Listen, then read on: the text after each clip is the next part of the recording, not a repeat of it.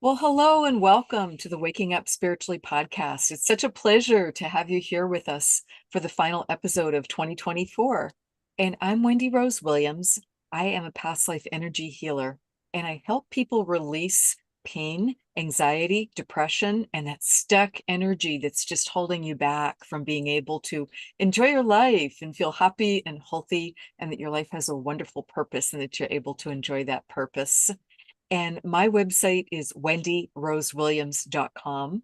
And I'd like to introduce my co-host, and he's going to introduce our wonderful guest speaker today. We've got an annual tradition of having a marvelous speaker for this episode of the year. So I'll turn it over to my wonderful co-host, Greg Kirk. Hi, everyone. I'm Greg Kirk. You can come to my website at gregkirk.com. It's spelled GREGGKIRK.com. I'm an energy healer, worker, Lyme disease advocate, and I work mainly with people who have Lyme disease, but also not. So I help people with herbal treatments on my own website, but also on a specific Lyme disease website called LymeRecoveryClinic.com.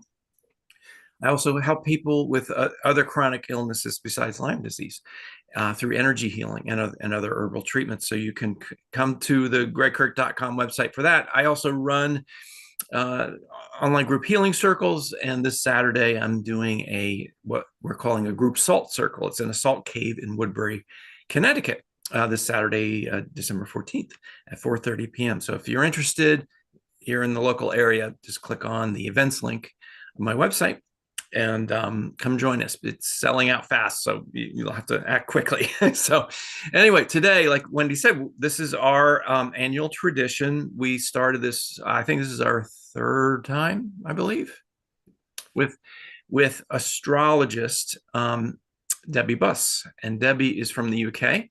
So we're broadcasting a little earlier than usual live with her, but Debbie is what type of astrology? Sidereal astrology. Right. So, And yes. numerologist, and she's got a lot of other great things in her background. Yes. So she's going to be doing some predictions based on the movements of the stars and the heavenly bodies for next year. So this is the first time we've projected before. Usually we do it in January. We're projecting earlier this year. So let us, without further ado, let's bring Debbie in and have her get started. Here she is. Yay, Debbie. So welcome, Debbie. It's such a pleasure to have you here with us. And Greg is going to bring up a PowerPoint, and you can start walking us through what your thoughts are regarding 2025. I know. Couldn't you believe it? Again, thank you very much for having me both. It's been, I think we've done this now the last 4 years, haven't we? It's been, Yes, you were our very first guest speaker because oh, wow. it's just Greg and I together with whatever our guides would like to bring through. But it's just so many people have uh, just an understandable interest in astrology and numerology and what's coming up. Yeah. So it's just become a fun annual tradition for us. Yeah. Yeah, absolutely. And what a year we've got in store. Yeah, What a okay. few years we've got in store. This is just the start. Right. So let's jump into it. What are you seeing coming up in 2025, Debbie? Okay, well, as we move into 2025, first of all, we kind of look at the numerology. It's kind of we're going into a nine universal year. And with that, the nine is all about kind of endings. So if you kind of look back for the last sort of 8 years, what has happened over the years, yourself, personal, collective, you get to see a picture then of kind of where we are today, and moving forward in January, especially 2025, it'll be a nine. So as we start January, we have the sun in Sagittarius. Now, I want to kind of put in a little bit that just in case people might think, well, hang on a minute, isn't it the sun going to be in Capricorn? No, my basis that I work on is sidereal astrology. So I work on real-time constellations where the sun is now We haven't even got into Sagittarius yet. The sun has just left Scorpio, and we're now currently in that transition of the 13th zodiac of Fucus.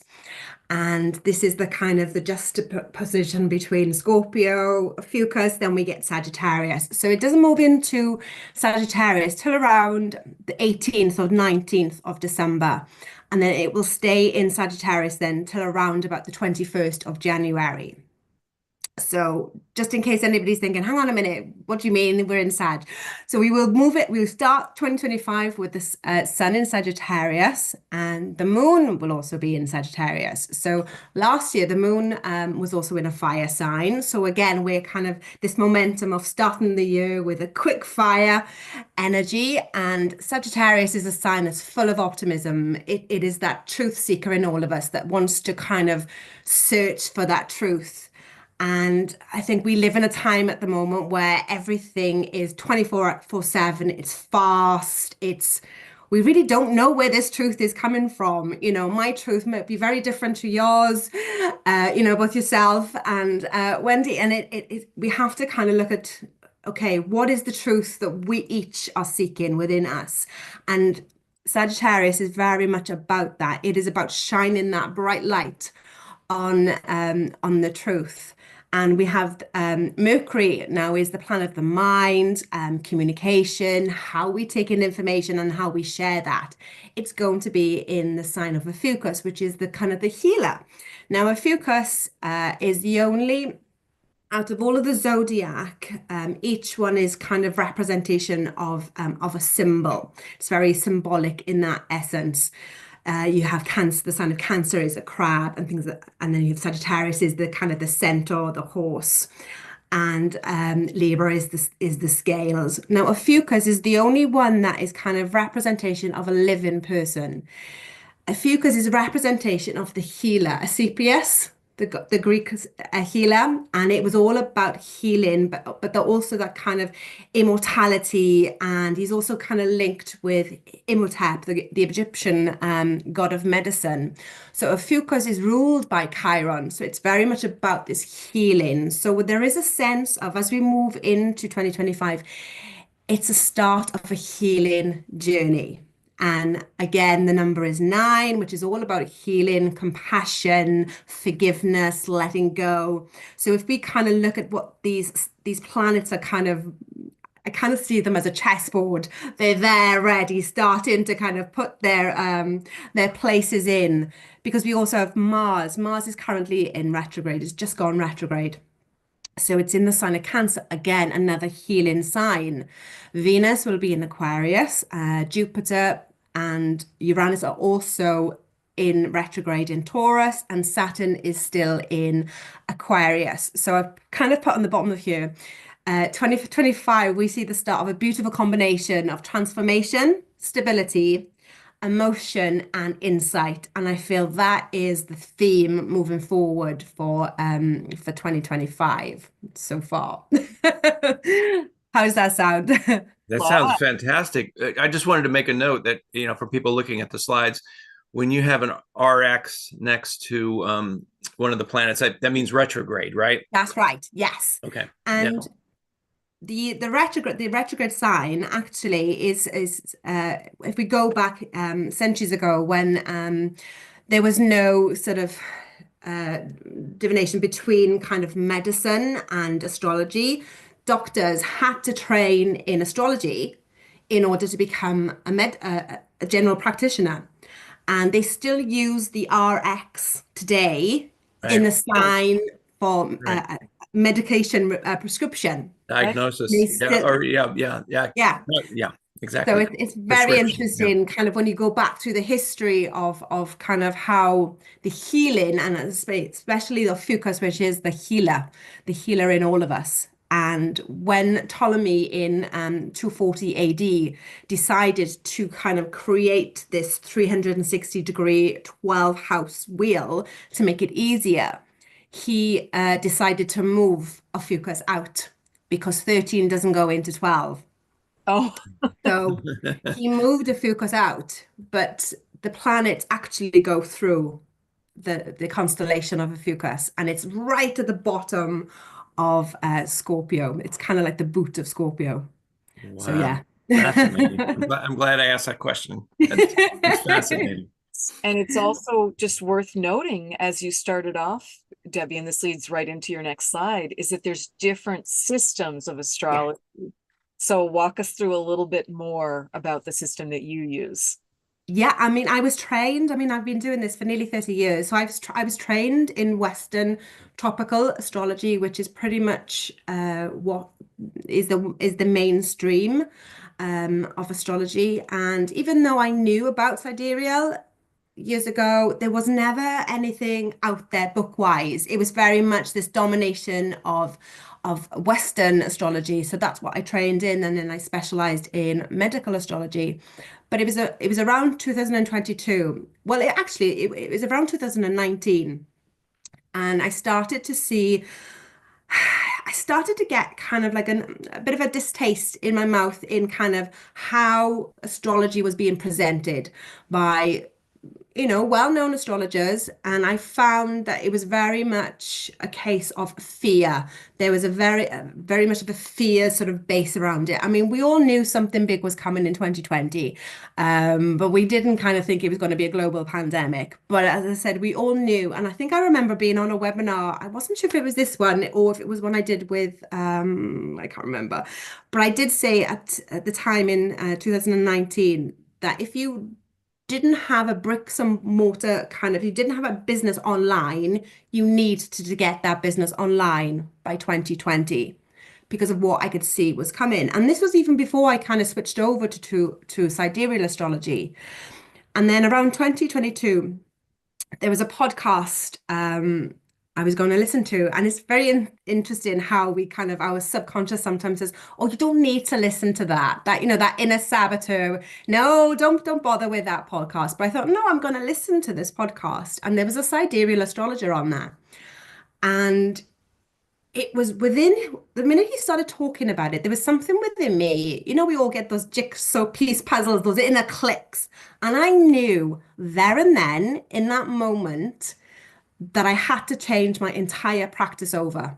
And I did. In that second, I knew that there was no way that maybe it's the Sagittarius in me, I don't know, but there was no way, that truth seeker within me, that once I saw what I saw, there was no going back. And I think sometimes when we have that awareness, and I always say awareness is key. Once you have that awareness of something, it's very difficult to kind of go back to it. Uh, and I did. I changed my entire practice over to sidereal. And the more that I work with it, and the more that I work with, I'm a big fan of eclipses, but I also love history. And I kind of, the more you go back and you look at kind of what's happening in the world, what's happening in the world now, it you can't make this stuff up. You just can't. And I kind of look at it more with what's happening with sidereal, because it's that the ancient accuracy, and that's what it is. Tropical astrology is based on a fixed based system. So the 12 houses that you see, the chart that you just saw, is fixed. So it's fixed to 30 degrees. And with tropical, they tend to base it on the when Aries reaches 0 degrees on March the 21st. That's when they start it. But actually it doesn't, because when it's March 21st, the sun is still clearly in Pisces. It hasn't even got anywhere near Aries. So there's a huge kind of difference when you start to see what is happening now when you look up compared to astrologers who maybe haven't put the time in, but they tend to just copy and paste. And that is a real bugbear of mine, because they're not fact checking, they're not getting the right information, they're just putting it out there. And like you said earlier on, Wendy, there's a lot more people wanting a more, they want to know astrology, they want to understand it. So if they're not getting the information that's factual, then how can then they can't, to me, then how can they take How that can it be that useful? away? Yeah, exactly. So that's why I changed my entire practice there and then. And I've never gone back. Yeah. Nice. Wonderful. Thank you for that great explanation. Okay, so like I said, 2025 is a 9 universal year. And I always think of a year of a word.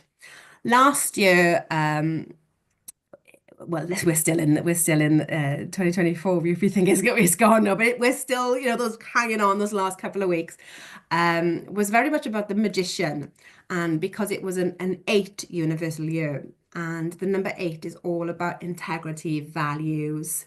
And the word that came up to me for that was a sort of magician, what you kind of bring from the heavens and you bring down into form, the alchemy of it.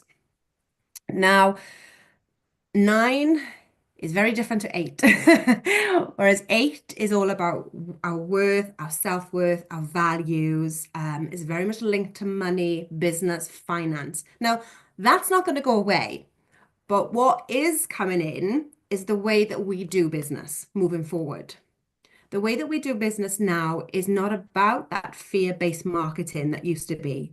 It's about compassion, having your client almost kind of be a mirror of you, because your business is not a separation of who you are. Your business is an extension of who you are.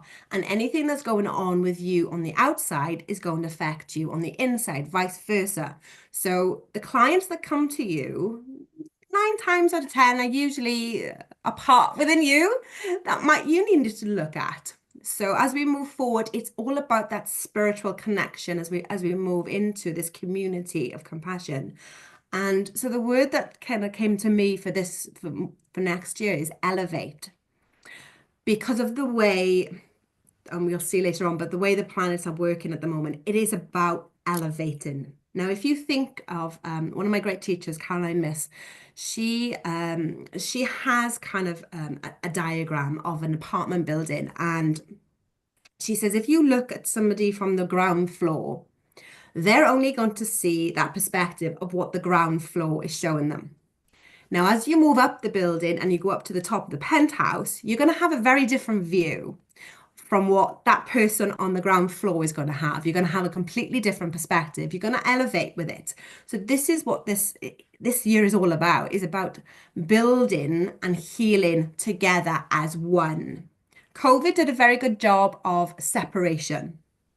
Now it's a time of building those small communities, bringing back those communities together, helping your fellow business owner, helping your fellow client, your customer, your friends, family.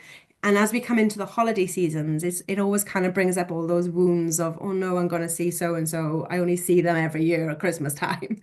So it's about kind of elevating up, looking at it from, if you were up on the top of that penthouse, you would have a completely different perspective of that person if you were kind of seeing them on the ground level, floor level.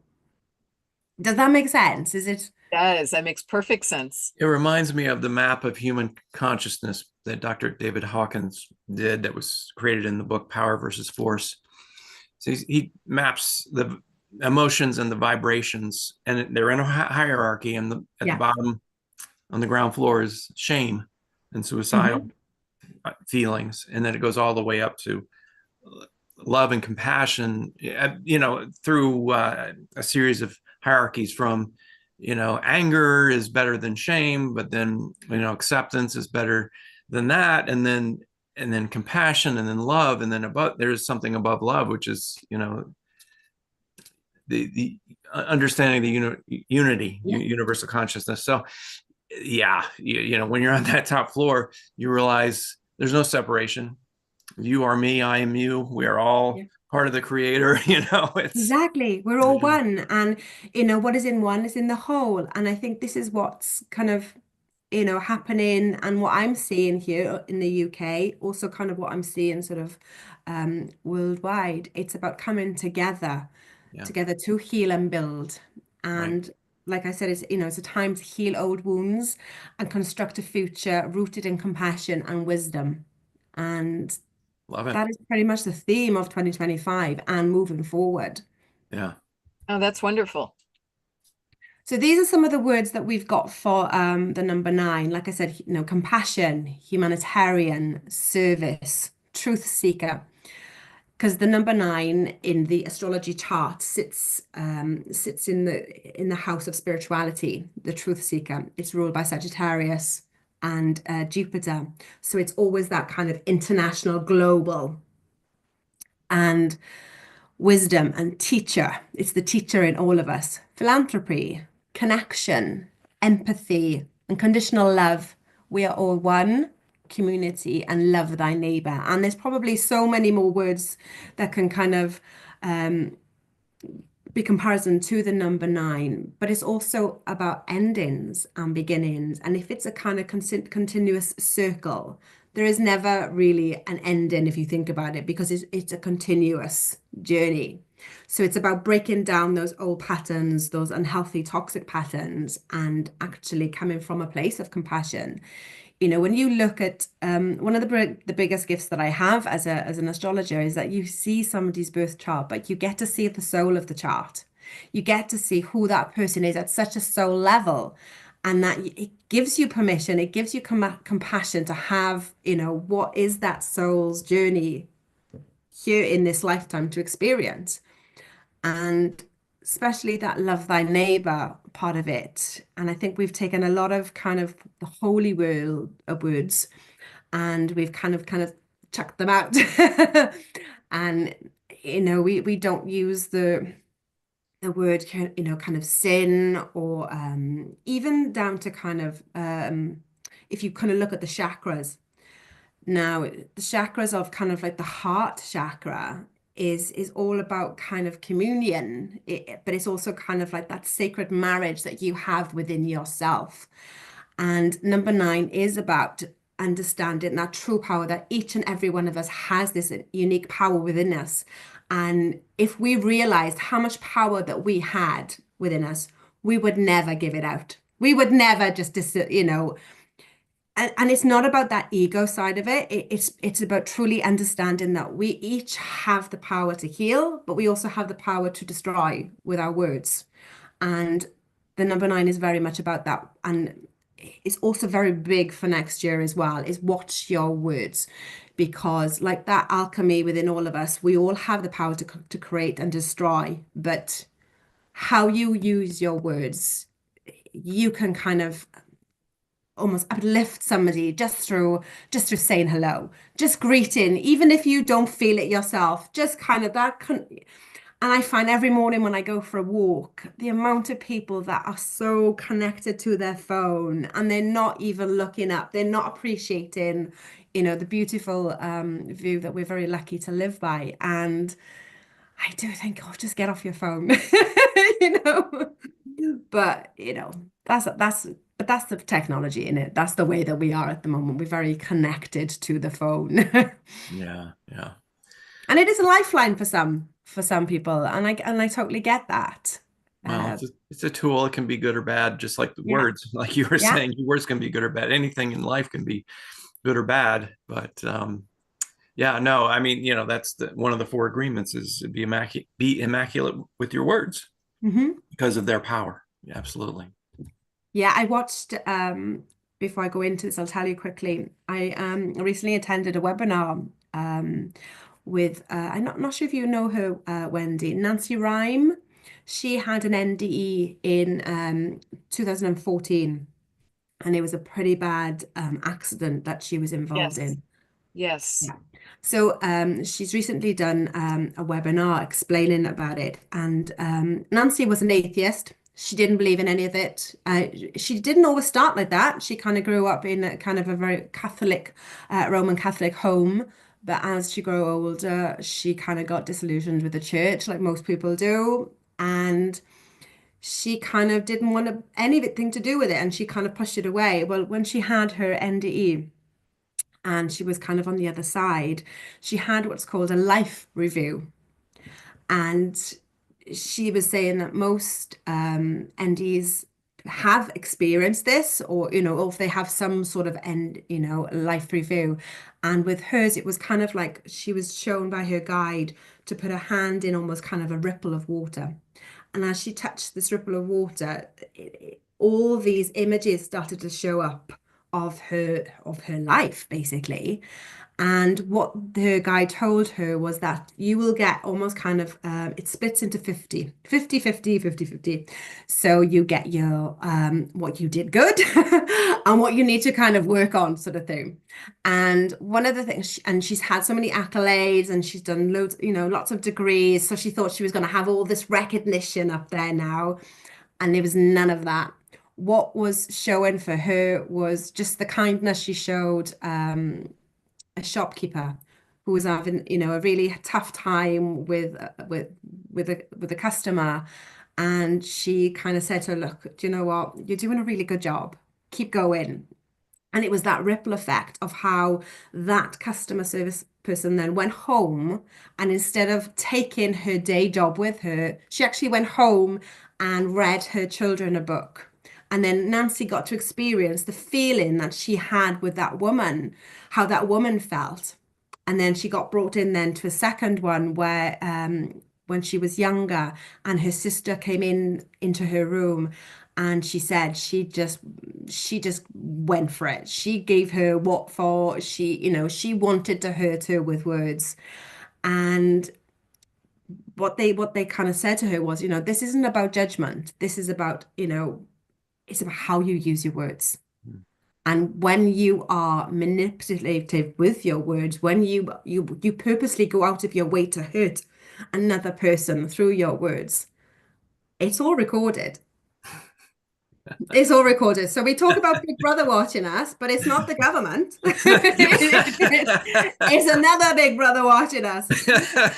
And I was kind of, when I watched that, oh my gosh, I really kind of, it hit home to me where, even just, we all get bad moods, we all kind of say things, we all, and I think of the times that I did say and I meant to hurt somebody with my words, that kind of thing. And then even just saying hello to somebody, who has had a really bad day. And I think this is the essence of moving forward. This isn't just about 2025. This is about moving forward. It is about, we have the power to uplift so many people just through kindness and compassion. And these two, Saturn and Neptune. Now, Saturn will move into Pisces around mid-June. Now, these two have not been together since 1988 when they were in Sagittarius.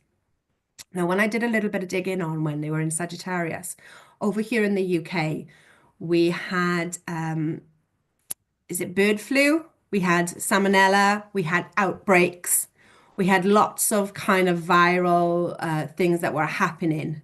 And because Sagittarius is very much about spread, it's kind of international, because there was a lot of planets in Sagittarius when COVID hit. And you can see the chart of when COVID came in, and it was a lot of Sag energy.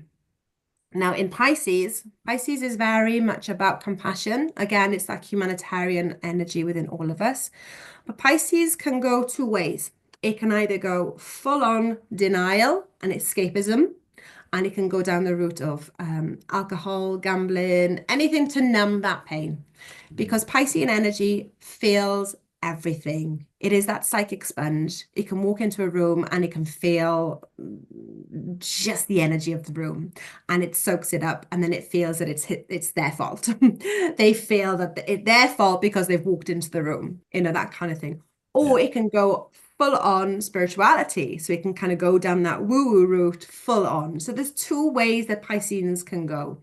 But so this is where we have to kind of look at the boundary energy. But it's also very much about dreaming. Now, Saturn doesn't like being in Pisces because Saturn is all about structure, timing. Pisces is not about that.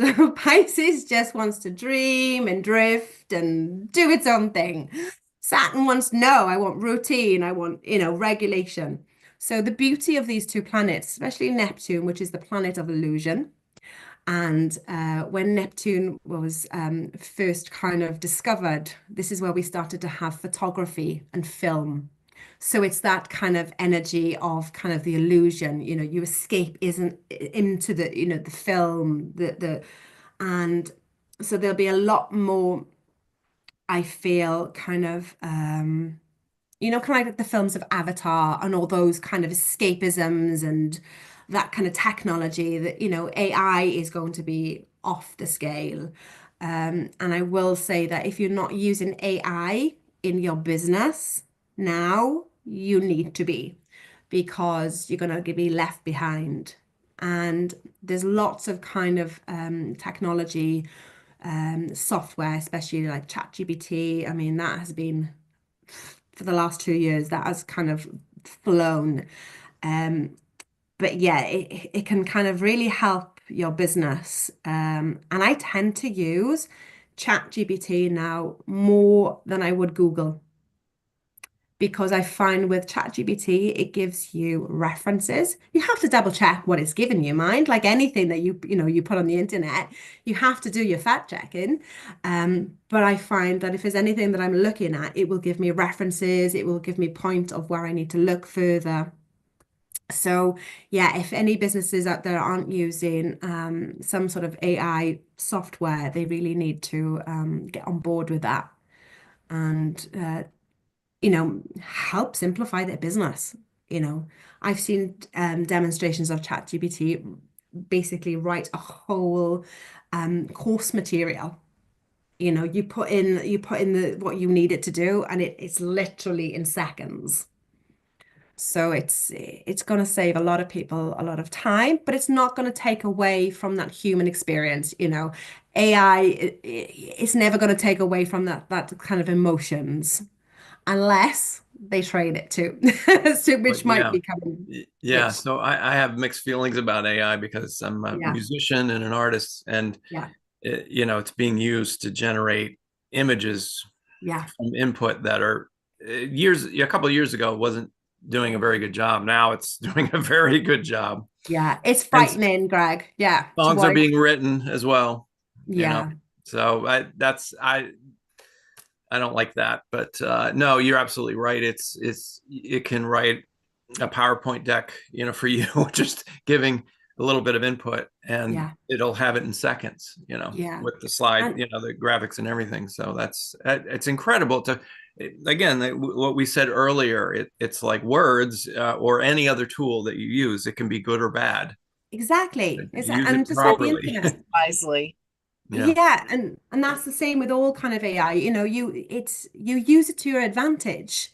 You Mhm. know, if it helps kind of a business streamline their business, help them get started and things like that, then yeah, use it.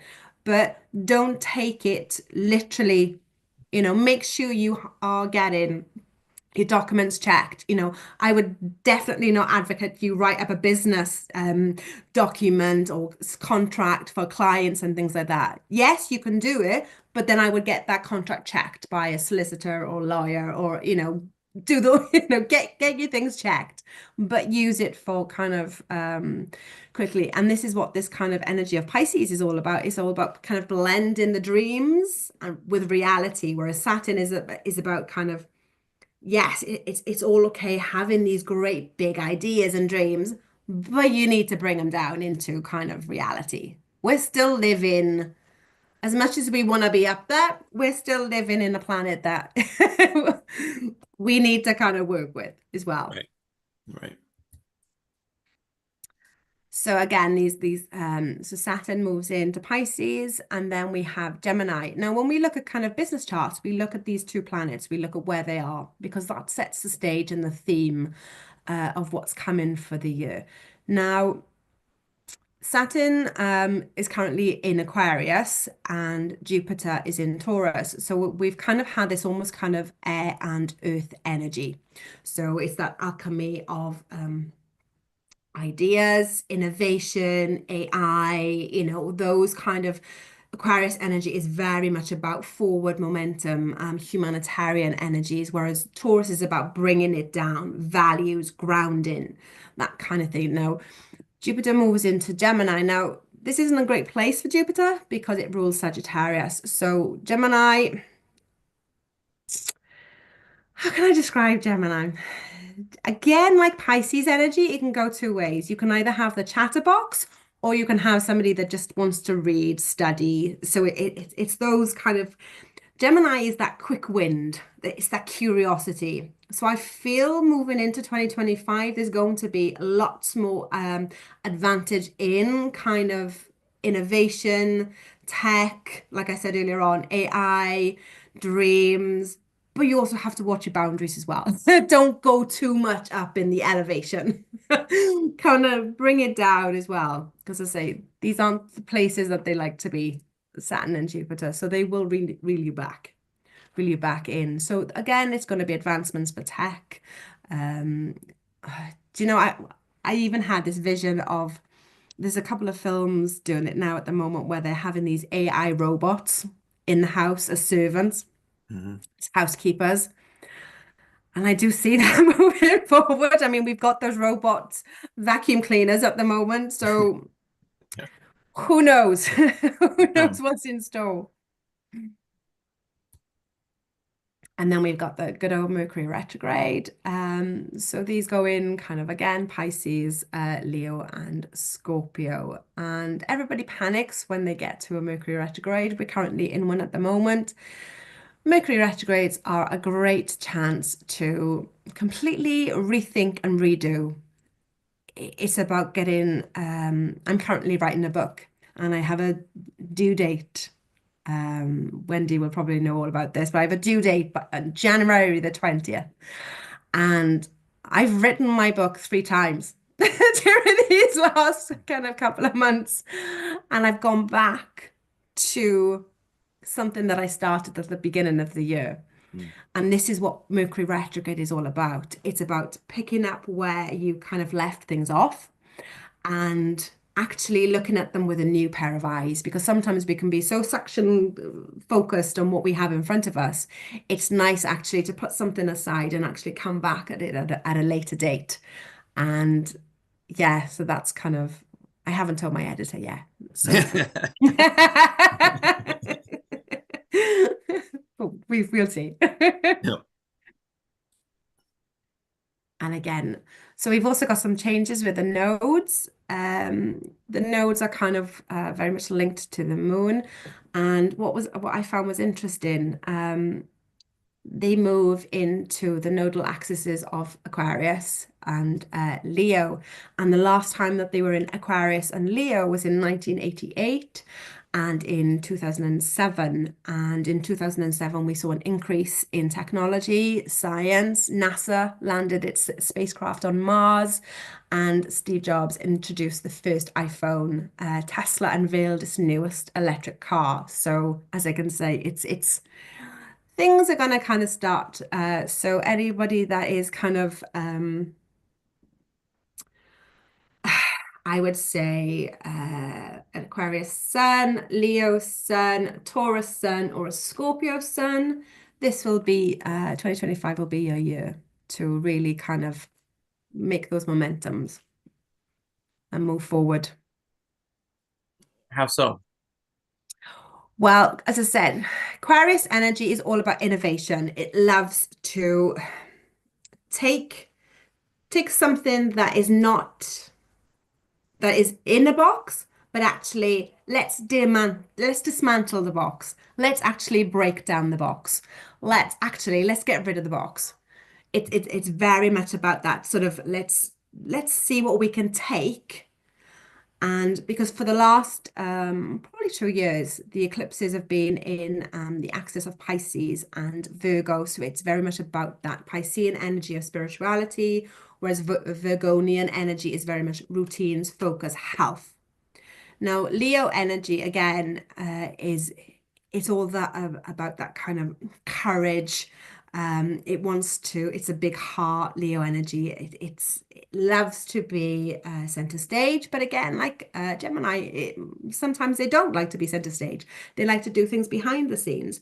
So I feel moving into 2025, it's about stepping out of your comfort zone, really kind of making your mark, putting your mark on something that you might have thought, I don't know if I can do that. But actually, really believe in yourself and do something that you've always wanted to do and take that leap of faith, because this is the year. Because, as I say, especially a 9 universal year, it's all about letting go. Look back over those last 8 years, because as we move into 2026, then we start that cycle again. We move into a one. So again, it's all about that energy of, okay, let's throw caution to the wind. Let's just do something bloody amazing and see what comes from I love it. it. So again, these are the lunar dates. So yeah, the change starts around kind of mid 2025. So we'll start to see. And when we have these eclipses, especially the solar one, that's a total solar eclipse. So like we had this year, again, I think it's the Pisces one, and we have then what I find with sidereal astrology, whereas we would normally have a lunar eclipse would be on a full moon, and it would always be wherever that full moon is. It tends to link sometimes to the south node. So south node is all about past.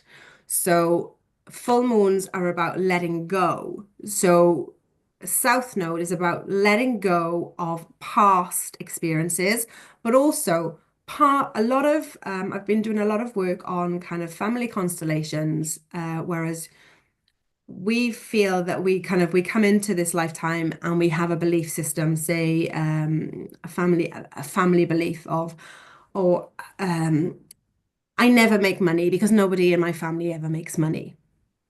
So you tend to kind of take on that belief system. So what you find is you're almost putting yourself in that fate position of something is not going to work out because you've set that intention. I never make money, so my family has never made money, so we've all gonna follow that suit. So this energy of South Node is actually looking back at the past, looking back at past family, ancestral patterns, and actually, we all rewrite our story. We all are born into this lifetime. We've all incarnated into this lifetime. We chose our date, we chose our time, place, we chose our parents, we chose who we were going to be born into this lifetime. So it's about this journey. It's not about our family past. It's about understanding who we are in this lifetime, because I was looking at my grandparents' charts today, and I've got so many planets similar to my grandparents, and it's very much that epigenetics energy of you. You tend to get a lot of your planets are very similar to your grandparents. And my grandfather he always had businesses, but he always also kind of let them go, let them fail. And there was always this mindset within me early on in my business kind of career of, oh, it didn't work out for him. Is it going to work out for me? That kind of thing. But it's actually about no, making that decision. I create my own reality today. Mm. So true. Right. Okay. So yeah. So this is what I wanted to kind of really kind of focus on as well. Like we've talked about it a lot. Is about understanding your inner power, but also your external support. The power you crave is not something to be acquired, but to be realized. Prayer and self-reflection. And prayer, I feel, is when people talk about spirituality, they talk about it through a religion standpoint. Spirituality has got nothing to do with religion. Whether you have your belief in religion or not, spirituality is about what your soul journey, I feel anyway, and what you've incarnated in this lifetime. And I'm a big advocate for prayer. I did it as a child, and I've really kind of these last few years have really kind of gone back into it. And within me, it's about having that faith and trust that whatever is happening outside my life, I can't always explain it, but I always know that everything is going to work out. Whether it's going to work out to what I want it to work out is another thing, but it's always going to work out for my highest good. And this is what I feel 2025, the energy of that moving forward is about having that faith and trust and belief in something. Even when you say to people, what do you believe in? They tend to not know what they believe in, but they will tell you what they don't believe in. So I always say, just think of something, make something up, but it's about having a belief system and sticking with it. Just like I had that belief system in 2022, and that instant reaction was, no, I know I'm on this path to follow this way, and just keep going with that. And this is what I've kind of put in here is about, prayer and self-reflection, and allow to trust in that within you, that tribe, community spirit, love thy neighbor.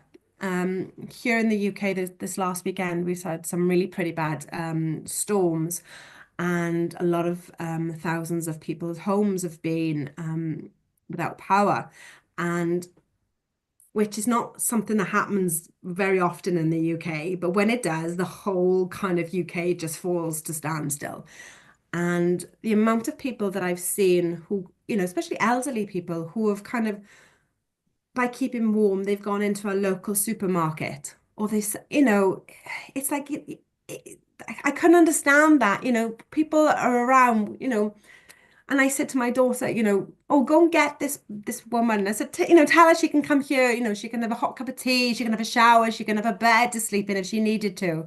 It is about that kind of love thy neighbor, go that extra mile, because you never know, like that big brother watching you. It's all being watched. It was how it's not about what you do, it's about why you do something. What is the motive and the intention behind everything that you do? Because that is what's getting recorded. It's not about why, what you've got money wise, financial wise, but it's about why you crave something, why you want that. And this is pretty much what I've kind of put it is about, this self-esteem, and really kind of the biggest kind of thing with self-esteem and why people are so sick is to do with self-esteem. It's about having that inner knowing that you have to go in within you and listen to the messages, your higher self, that is being given back to you. Because we don't always, and I know that myself. I've been told for weeks to slow down, but have I slowed down? No. And then when I don't slow down, I get a cold, or I get no voice.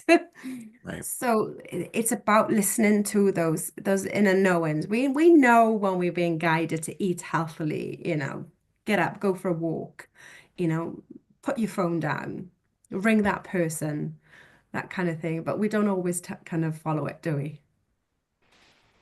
Eventually we do, and Yeah, when the rug is pulled from under us. exactly when it gets too hard. Yeah, Yes. We can do it at the beginning when the intuition comes through and when it's easy and delightful to Right. exactly. follow it. Yeah, we always get guidance on, you need to leave that job, or you need to leave that relationship. And, when we get these guidance, we're like, oh no, it'll be better, or no, that. Well, usually what happens is you either get sacked, or something happens that will make you. And this is why I love astrology so much, because it is literally written in the stars. Yes, we have our free will. We can choose where we want to go. But ultimately, if you look at a chart, because your chart is a birth representation of the minute you take your first breath to the minute you take your last breath, nothing changes in that chart. What happens are the planetary transits that run alongside it. So when you kind of look at, yes, it's there in my chart. I've always known it's there. But like I say, you get that free will to kind of choose what you want to go. But ultimately, you usually get pulled back into the what you kind of wanted to learn in this lifetime anyway. That's what Because I feel anyway. the way of looking at our birth chart is, I mean, that's what our soul planned. So, I mean, that's why that's the way it's gonna play out. And then it's just how much is the human persona. Yeah, be balanced, and how much can we balance the ego to, be the exactly. planet gracious as we can. Absolutely. And I think the last power is, yeah, how to find your cherished tribe. Um, I kind of put sort of, look for people who share your values and encourage your growth. It's all about an empowerment and, excuse me, empowering others. Somebody comes to you, but it's also that self-esteem. True self-esteem is knowing within yourself those intuitive hits that you get instantly, and then you act on them. Because not everybody is going to have your best interest. If you've been given a really fantastic opportunity, not everybody's going to be happy for you because they've got their own agendas and they've got their own kind of sort of connotations to that job role or whatever that opportunity is. So it's about finding those people who share your values, who, encourage you, go for it, and be vulnerable. Allow yourself to be seen for who you are, not who you think you should be. Social media has a huge kind of platform of not presenting the truth. And, we look at kind of things on social media and we think, oh my God, they've got such a wonderful life. But we don't know what's going on behind closed doors. So it is about, who be you, be true to you, and people will come to you. And if people leave you, well, then that's up to them. I always kind of look at that. I used to, people used to cling on, hold on, they've left me. Well, my answer to that is sometimes, well, let them go. You know, you don't know what their soul contract is in this lifetime. Maybe they were just to be with you for a couple of weeks, a day, a month, a year, or to have a child together. You don't know what that other person is kind of incarnated to do in this lifetime. So take the pressure and let them go. And celebrate together, share your wins and celebrate the success of those around you. And strength is amplified when you stand together. And this is how I feel that we are all moving forward, is to be a galactic community. That is the way that it's going, a galactic community, not just one kind of that separation of the UK, the US, all those individuals. No, one huge galactic community. We won't see it in our lifetime, but that is the way and I feel this is the way that we're almost kind of planting those seeds for the next generation to come. And yeah, it's going to be bumpy, but like you said earlier on, Greg, love is the highest. And when you've got love, compassion, and support for one another, you're always going to stand together. Right. And the strength in numbers applies to how many people are vibing with the love vibe. You're Me. loving each other, and it's kind of that idea that, like you were saying earlier, if you treat someone with compassion and love, it changes them, and they Yeah. go off and they start that chain reaction of It's like that love with other domino people effect. versus the other way around, right? So it's, yeah, Winnie and I did a whole episode on how to start the revolution of love, and that's exactly what we talked about, because I run a online group healing circle, and that came in through the guides, where the guides basically said, never miss an opportunity in your life to either teach or experience love, I because love of that. the chain reaction effect that it has. And you illustrated it perfectly when you were talking about the person who had the near-death experience, showing what happens when you just show a bit of kindness to someone. You don't know how big that can be to somebody when they go home and share it with their loved ones, versus the other way around. Let's say flipped somebody off in traffic, and then they're Yep, going to go and talk about what a jerk you were. And absolutely. that's completely the other opposite end of the spectrum. So we need to be aware of that, and just show kindness to every single person every minute of the day. Oh yeah, because especially when you wake up in the morning, because you know yourself, if you've woken up, and I'm very much a routine person. I like to get up, I go for a walk, and that kind of sets my day for me. And that walking, um, I kind of call it my mindful meditation because I set my intentions for the day. But if that doesn't go to plan, and something kind of goes, I'm pretty much flexible in, like, I'll go for a walk sometime during that day. Mhm. But you often find that if you set something in motion, it will set the stage for the day. But if things don't go to plan, you got up late or you're rushing, and then you often find when you're rushing, you hit loads of traffic, and then there's all this kind of energy around you because you can feel it, and you can feel that it's a collective. And as I say, if we go back to that adage of what is one is within the whole, so whatever is going on within you is a mirror effect of everybody. And going back to what you just said about the podcast, the one that you just did about the revolution, the last time Saturn was in Pisces was in 1995, but prior to that, it was in the early 1960s, which Mm. was all about the spiritual revolution Yeah. and what was happening, and especially the movement into the new age. The 60s and the 70s was very much about that awakening and moving away from the church, moving away into finding new ways of seeking that higher spiritual connection. And this is what I can kind of feel is happening, is going to, and history never lies. If you look back at it all, it's all, and the universe is very much working in sort of parallel lines. What is going on? I mean, I'm not going to go down the politics route, but what's going on in the in the US has us upset a lot of people.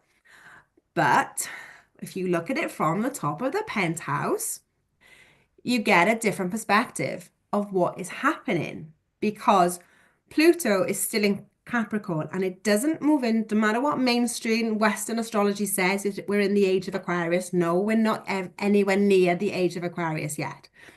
Pluto doesn't move into Aquarius until 2041. Mm. Pluto has got a lot of years left in Capricorn, basically dismantling the structure, the political systems. Things have got to come down to crumble before we move into the age of Aquarius and start to build this galactic community. Things are going to happen, and it is very much like that chessboard piece. I always see them as those hands of the gods manipulating us behind the scenes. This is what's happening. Things have to crumble, structures, and we see an inrise in cryptocurrency. The way that finances is happening, it's moving, it's coming in whether we like it or not. But you either move with the tide or you get left behind. So it's about going with it and allowing. I just kind of look at it and think I can just see what is happening, and just, yes, it is a bit of a madness, but you have to trust in in a higher power. They know what they're doing. Right. We just have to kind of trust that it's all unfolding. It's somehow, Yep. but it is. Yes. Oh, well, thank you, Debbie. I just want You're to so welcome. like to You're so That, welcome. this that was great. Just a lot to think about. fantastic. Yeah, there's a lot. Yeah, it's and so there's so much more you can talk about, but it's only kind of you've only got, like, you don't want to overload people. That set So the stage really well. So Yeah. thank you. Thank you so yeah, much for just that. see whatever unfolds. Right, right, exactly. And I would just like to make everyone aware that you are welcome to join me for some upcoming events that I have. And I'm going to be doing a live channeling with the Ascended Masters and Angels. That's an ongoing series. I'll be doing a group Zoom call on what is my life purpose, because that is a top question so many people have, and also how to meet and start working with your spirit guide. And you can go to my website, which is wendyrosewilliams.com, and go to the events tab. And there you will find how to register for those affordable, fun, uplifting group classes that we can do together. And my most recent book, Regression Healing 2, Joe and Marilyn, it's now available in audiobook format as well as in paperback and on Kindle. And there is a chapter, the end of the book is actually information and work that I did with Debbie. So that's just kind of the perfect Yeah. end to this, where she helped look at some astrology and numerology also from my past life, and then just like the passing over of the torch, Yeah. because the baton it needs to be Yeah. passed, because it's never done. uh, Yeah. that's meant to Exactly. be a good thing. That's not meant to be exhausting or overwhelming. It's just there's always just new opportunities and new moments to choose to be kind, and to choose to help our neighbor, and just understand, because I do love your summary of that Nancy Rhine's life review. And it's nothing to do with how many degrees did you get, and all the Yeah. artificial, what's your house worth, these accumulated possessions. It's like, how did you treat a person when you thought no one was watching? Like that excellent example with the store owner, with the clerk, etc. Yeah. So it's those little moments. I think that's what life is really made up of, is those wonderful little moments, and to just try and be as present in them as we can, versus being glued to the phone or the screens, where we're just missing the moment. So Yeah. And that's what she said. It was just a heartwarming to watch her talk about it. But that she said, her guides were saying it's the tiny, tiny things that you think that nobody's gonna care about. Like you said, Greg, flicking the views to somebody, or doing all these kind of just being. And I've come from a retail background, so I know how how horrible it is when you've got people screaming at you, and you just kind of, and yet it does. If it sets that's you in a bad mood, then you take that back home with you. And I don't know how many times I've gone home and taken my work home with me. And my husband has always said to me, "Your work stays at 5 o'clock where you clocked off." And yeah, so that was a good reminder of me of kind of, yeah, just to be kind, and just say hello. There's no harm in saying, if they don't say hello back, that's okay. right, But right. And to be kind to ourselves. oh, exactly. And that's what she said. It's not about everybody else, it's about you as well. The words that you say to yourself. Be kind to you. Yeah, absolutely. Exactly. So please join us on January 13th for the next Waking Up Spiritually podcast. And we've included the link to do that for those of you who are looking at this as a PowerPoint. Some of you may be just listening to the podcast apps, etc. And we did include the link to subscribe to our YouTube channel.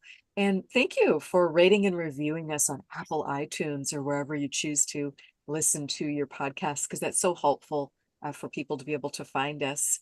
And check out Greg's wonderful services, as well as his book, The Gratitude Curve, at his website, which is GregGRK.com. And please visit me at my website, which is WendyRoseWilliams.com. So thank you so much for being here. We appreciate you all, and just looking forward to a new year, and just enjoying the ride. Take See you care. all next year. Thank you. Bye. Thank you, Debbie. Now. No worries. Bye-bye. Bye.